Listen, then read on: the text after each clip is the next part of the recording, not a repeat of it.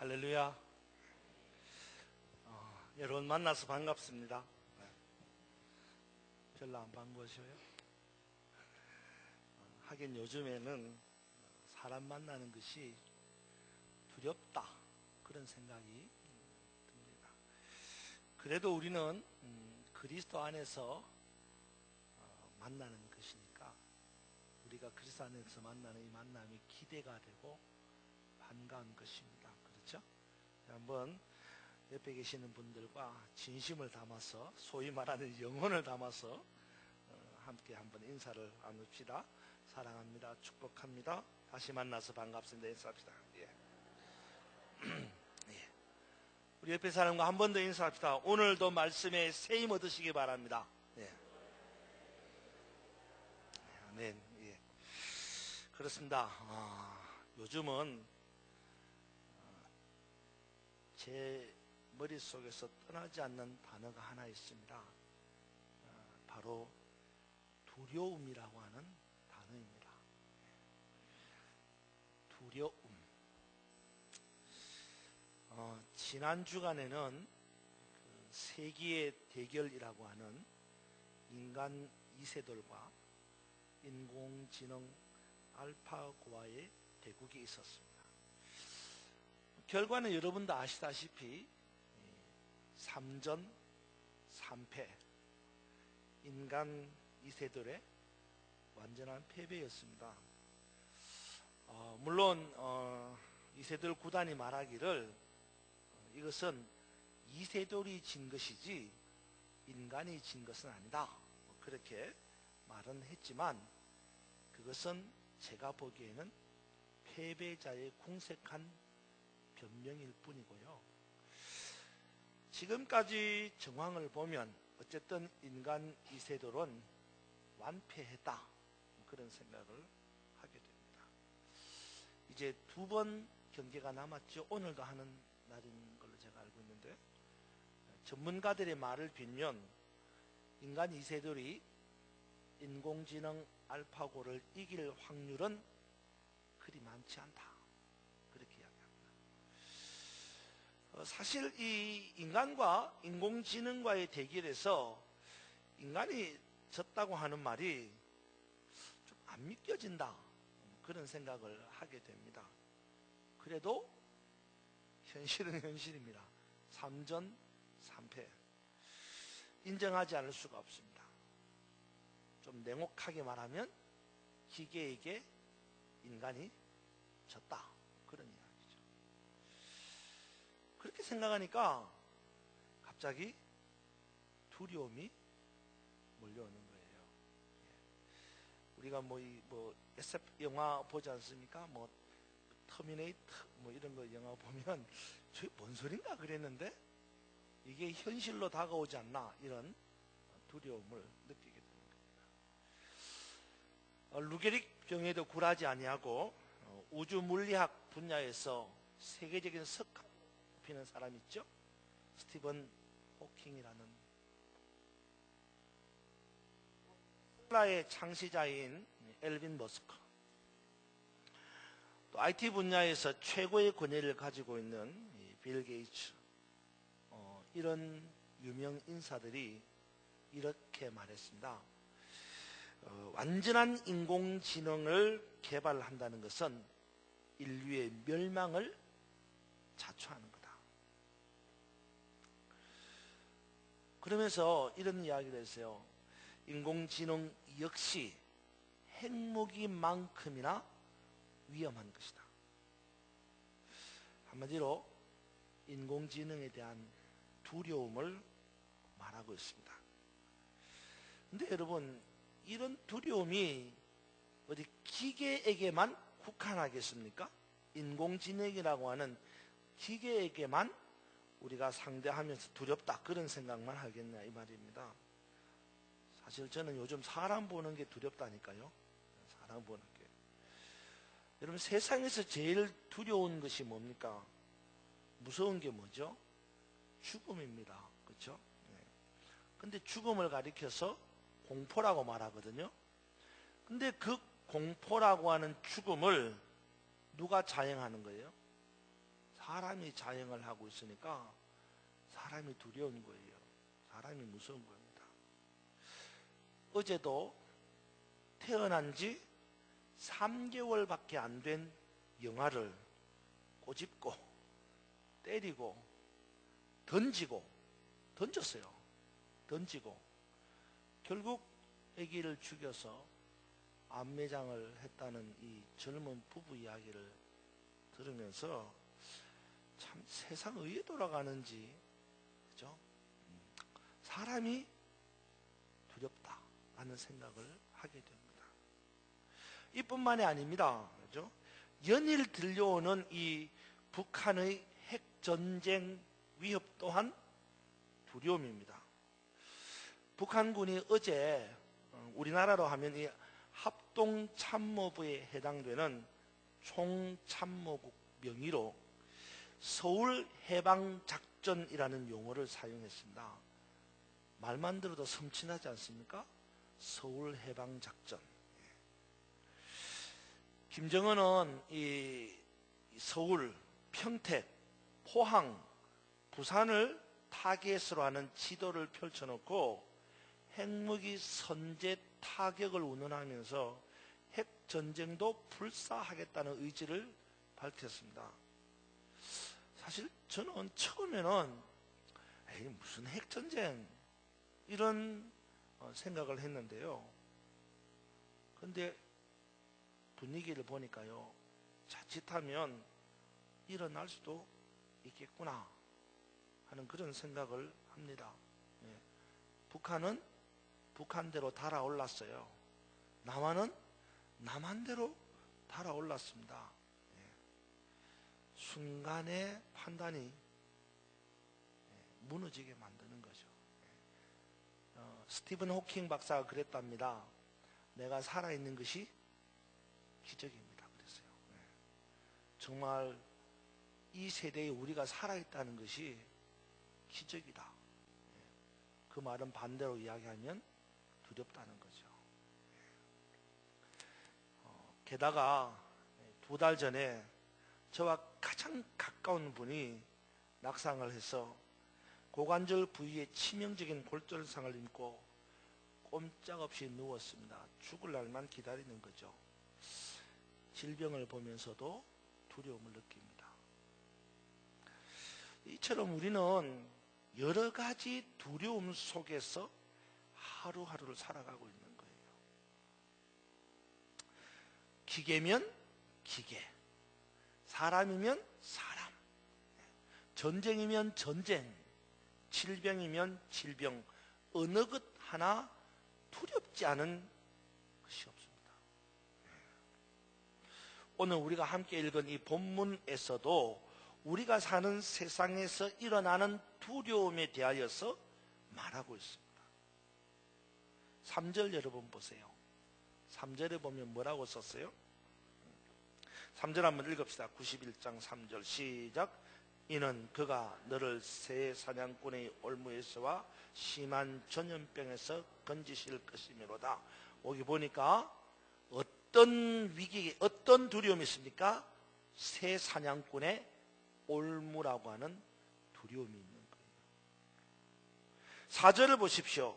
그가 너를 깃으로 덮으시리니 네가 그의 날개 아래 피하리로다. 그의 진실함은 방패와 손등패가 되시나니. 5절 너는 밤에 찾아오는 공포와 낮에 날아드는 화살과 6절 어두울 때 퍼지는 전염병과 밝을 때 닥쳐오는 재앙을 두려워하지 아니하리라. 4절, 5절, 6절에 보니까 뭐가 있어요? 공포가 있습니다. 그죠? 화살이 있습니다. 화살이 뭐예요? 지금으로 이야기하면 핵무기죠. 전염병이 있습니다. 재앙이 있습니다. 이처럼 우리는 우리가 사는 세상 가운데서 두려움이라고 하는 것들로부터 벗어날 수가 없다 이 말입니다. 우리가 사는 세상은 항상 두려움이 존재하는, 우리는 두려움과 공존하는 세상에서 살고 있다는 거예요. 두려움을 떠날 수 없습니다. 두려움을 벗어날 수가 없습니다. 그러면 어떻게 해야 합니까? 두려움을 떠날 수 없고 두려움과 공존할 수밖에 없는 이 세상을 산다면 우리는 어떻게 해야 됩니까? 그것이 오늘 문제입니다. 환난에 대한 두려움을 넘어설 수 있는 방법이 뭡니까? 결론부터 말하면 오직 답은 하나입니다. 바로 하나님입니다. 환난을 넘어서는 방법, 두려움을 이기는 방법, 그것은 오직 하나님께만 답이 있다는 것입니다. 믿어지면 아멘 하시기 바랍니다. 오늘 본문에서는 하나님의 역할에 대해서 자세하게 또 확실하게 말씀하고 있습니다. 3절을 여러분 다시 보십시오. 3절에 보니까 그가 누구죠? 하나님이 너를 새 사냥꾼의 올무에서와 심한 전염병에서 건지신다 라고 말합니다. 무슨 말입니까? 하나님은 환난에 빠뜨리는 올무와 두려움에 빠뜨리는 전염병에서 건져내시는 분이 하나님이라는 거예요. 4절과 5절과 6절을 한번 보십시오.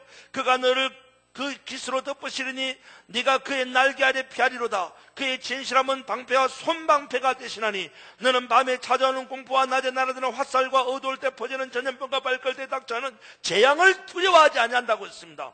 무슨 말입니까?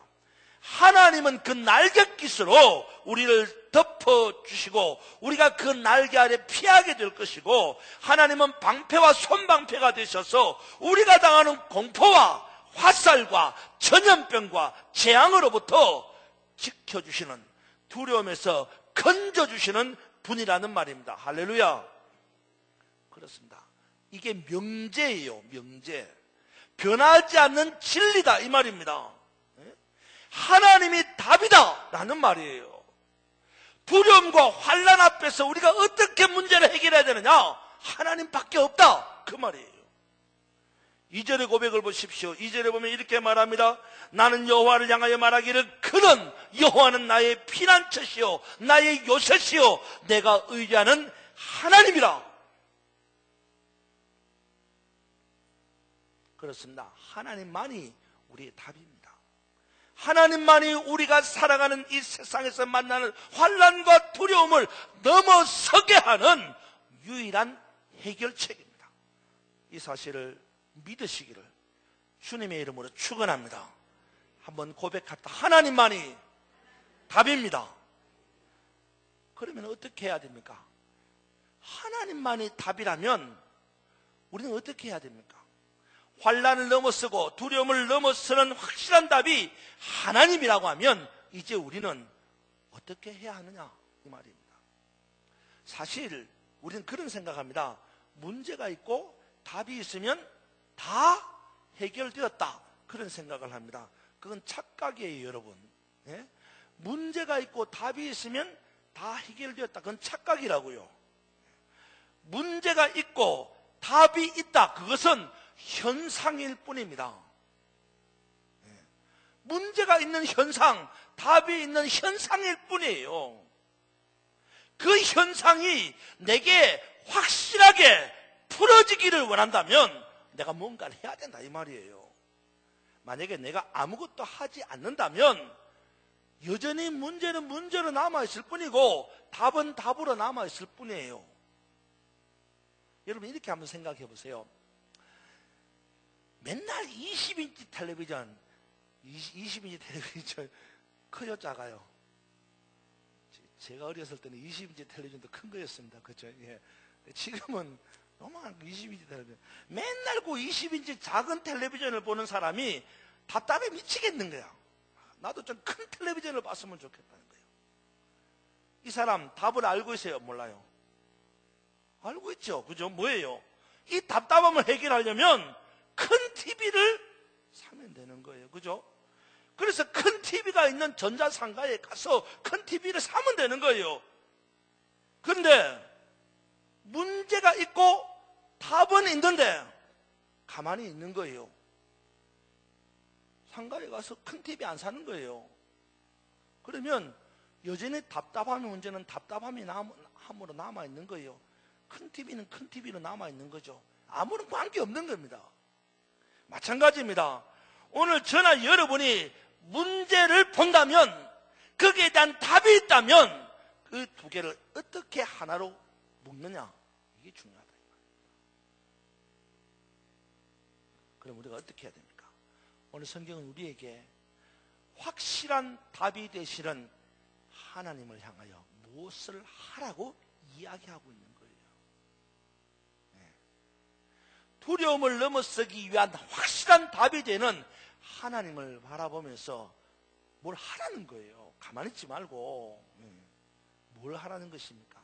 세 가지를 이야기합니다.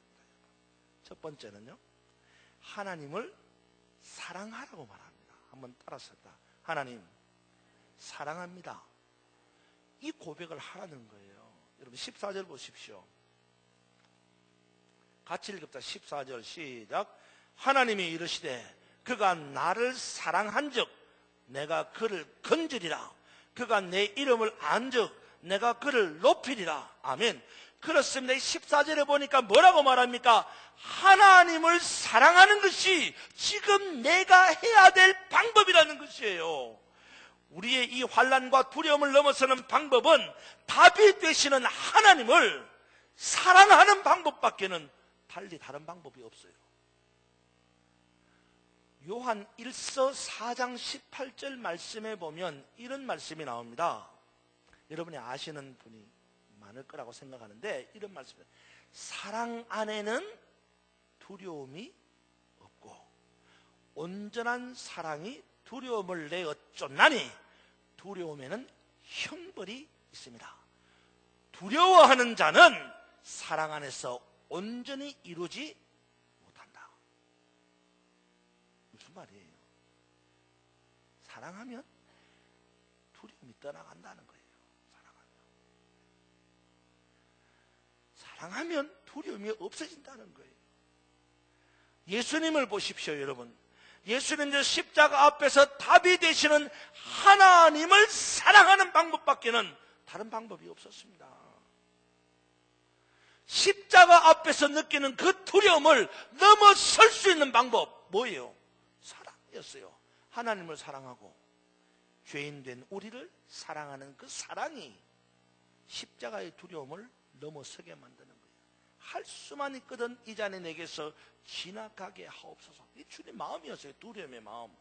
근데 그 두려움을 넘어설 수 있었던 것은 하나님에 대한 사랑과 죄인 된 우리를 향한 사랑이었습니다. 이 시간 여러분 다시 한번 결단할 수 있기를 바랍니다. 주님, 사랑하며 살기를 원합니다. 주님, 사랑하며 살기를 원합니다. 감히 그렇게 할 수는 없겠지만 우리도 주님처럼 사랑하겠다고 결단하고 이 한 주간도 사랑을 실천함으로 두려움을 넘어서는 저와 여러분이 되기를 주님의 이름으로 축원합니다. 사랑하며 살기를 축원합니다. 사랑하는 거예요. 두 번째, 우리가 해야 될 일이 있습니다. 뭘 해야 되느냐? 두 번째는요, 하나님을 알아야 한다는 겁니다. 한번 따랐다. 하나님을 알아야 합니다. 여러분 14절 다시 한번 보시기 바랍니다. 같이 읽읍시다. 14절 시작. 하나님이 이르시되 그가 나를 사랑한즉 내가 그를 건지리라. 그가 내 이름을 안즉 내가 그를 높이리라. 아멘. 그렇습니다.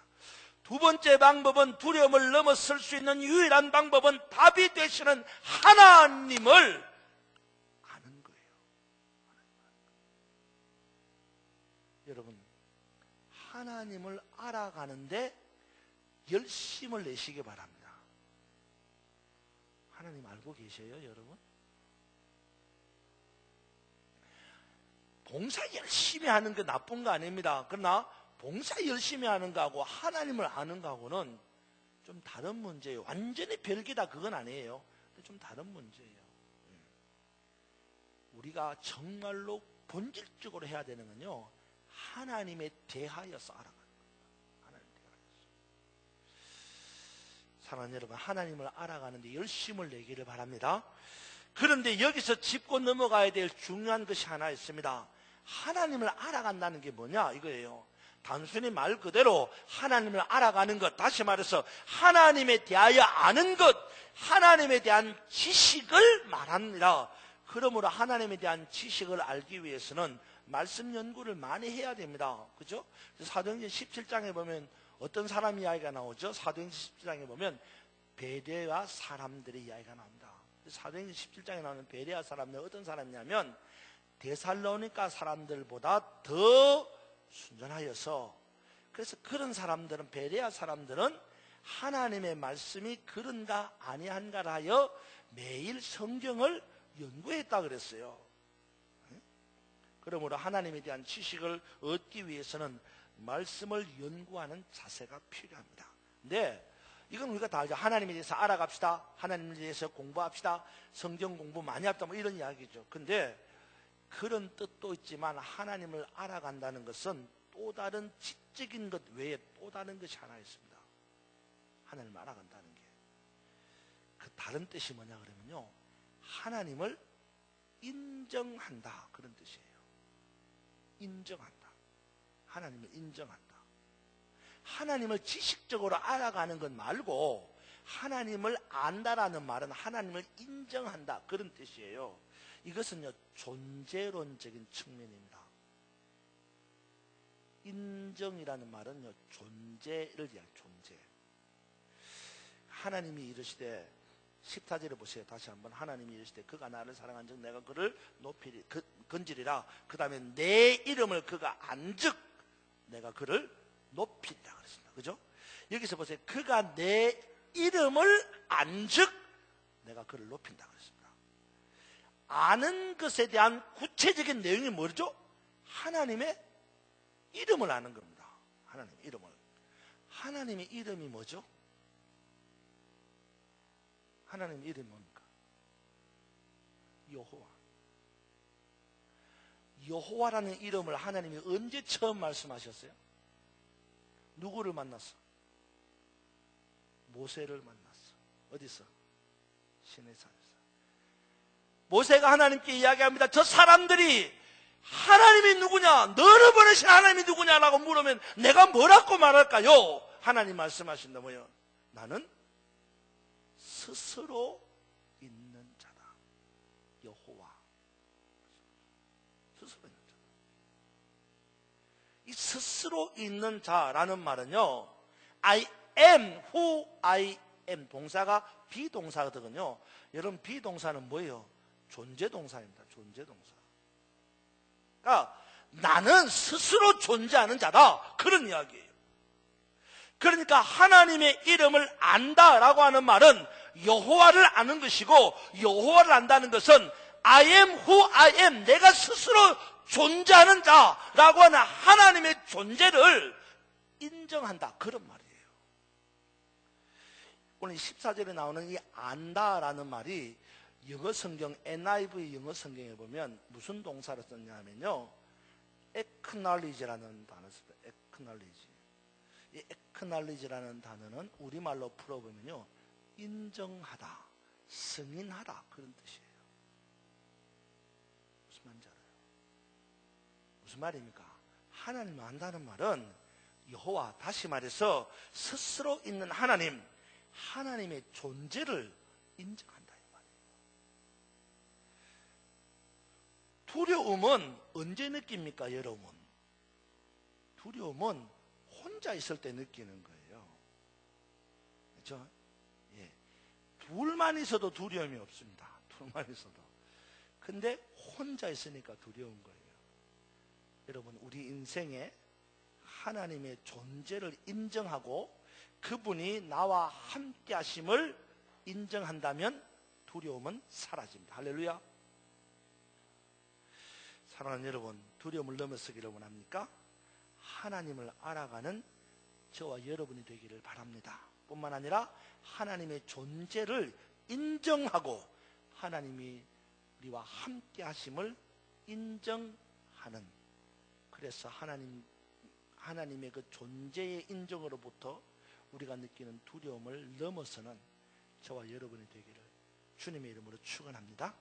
마지막 세 번째, 뭘 해야 되느냐? 하나님께 간구해야 합니다. 한번 따라 하나님께 간구하자. 15절 보십시오. 같이 읽겠다. 15절 시작. 그가 내게 간구하리니 내가 그에게 응답하리라. 그들이 환난 당할 때에 내가 그와 함께하여 그를 건지고 영화롭게 하리라. 아멘. 그렇습니다. 우리가 하나님께 간구하면 하나님께서 우리에게 응답하십니다. 우리가 하나님의 이름을 부르면 환난 날에 하나님께서 우리와 함께 하시고 우리를 건지시고 영화롭게 하신다고 15절에 말씀합니다. 로마서 10장 13절 보면 여러분이 잘 아는 말씀이 나옵니다. 누구든지 주의 이름을 뭐하는 자는? 부르는 자는 구원을 얻으리라. 부르는 거예요. 부르는 거. 주의 이름을 부르는 자, 이것이 중요합니다. 여기서 우리 15절에 보면 내게 간구한다 이랬는데 이 간구라는 말은요, 영어 성경에 보면 call upon이라는 단어를 썼어요. 우리말로 해석하면요, 간구라는 단어보다 부른다는 단어입니다. 부른다는 단어. 그러니까 무슨 말이에요? 그가 나를 부르면 내가 건진다, 이런 이야기예요. 자, 여러분 한번 느낌을 한번 보세요. 우리가 보통 부른다는 말보다 간구한다는 말을 더 강조하는 의미로 사용합니다. 그렇죠? 부른다는 의미보다 간구한다는 말을 더 강조하는 의미로 사용합니다. 제가 여러분 역설적으로 한번 생각해봅니다. 응답하시는 하나님의 측면에서 볼 때, 여러분이 큰 소리로 부르면 하나님이 응답하시고 작은 소리로 부르면 하나님이 응답 안 하셔요? 아니죠. 그죠? 자, 그런 측면에서 볼 때에 여러분 거리를 한번 생각해 보세요. 간구하는 나와 하나님 사이의 거리와 부르는 나와 하나님 사이의 거리, 어느 게 더 가까워요? 내 질문이 이해가 안 되십니까? 내가 하나님께 간구하는 하나님과 나 사이의 거리와 내가 하나님을 부르는 하나님과 나 사이의 거리, 이거는 느낌이 아니고 실질적으로 거리를 이야기하는 거예요. 네? 예를 들어서 저 뒤에 앉아 계신 우리 방강익 집사님 보고 내가 간구해야 되면, 그죠? 간구해야 되면 여기 앉아 있는 우리 임 집사님 보고는 뭐예요? 불러도 응답이 있다 이 말이에요. 무슨 말인지 알아요? 그래서 사실은 이 15절 본문을 보면서 원문을 더 보는 게 좋습니다. 하나님께 간구한다라는 말보다 하나님을 부른다는 말이에요. 하나님을 부르면 하나님이 즉각 응답한다는 거예요. 즉각. 하나님은 그만큼 내게 가까이 계시는 분이에요. 아시겠어요? 하나님 내게 가까이 계시는 분입니다. 내가 큰 소리를 부르짖고 내가 목이 터지라고 불러야 응답하실 만큼 멀리 있는 분이 아니다 이 말이에요. 응? 가까이 계신 분입니다. 내가 아주 작은 소리로 불러도 대답하시는 분. 그런 찬양이죠. 하나님 사랑의 눈으로 너를 어느 때나 바라보시고 하나님 인자한 귀로서 언제나 너에게 기울이시니 어두움에 밝은 빛을 비춰주시고 그 다음에 너의 작은 신음에도 응답하시는 할렐루야. 내가 하나님께 간구할 만큼 부르짖을 만큼 하나님은 멀리 계시는 분이 아니에요. 내가 작은 신음을 해도 내게 응답하실 만큼 하나님은 가까이 계시는 분입니다. 여러분 삶 속에서 두려움을 느끼는 여러분의 삶 속에서 하나님을 불러보십시오. 부르는 여러분에게 하나님은 지체 없이 달려오셔서 여러분을 건져주실 줄로 믿습니다. 우리 앞에 환난이 있습니다. 새 사냥꾼의 올무에 대한 두려움이 있고 질병에 대한 두려움이 있고 공포와 화살에 대한 두려움이 있고 재앙에 대한 두려움이 있습니다. 이것을 넘어가는 방법은 하나님밖에 없습니다. 오늘 주신 말씀을 마음판에 새기고 하나님을 사랑하고 하나님을 알고 인정하고 하나님을 부름으로 우리 앞에 있는 이 환난을 인한 모든 두려움을 넘어서서 감사와 평안을 누리는 저와 여러분이 되기를 주님의 이름으로 축원합니다.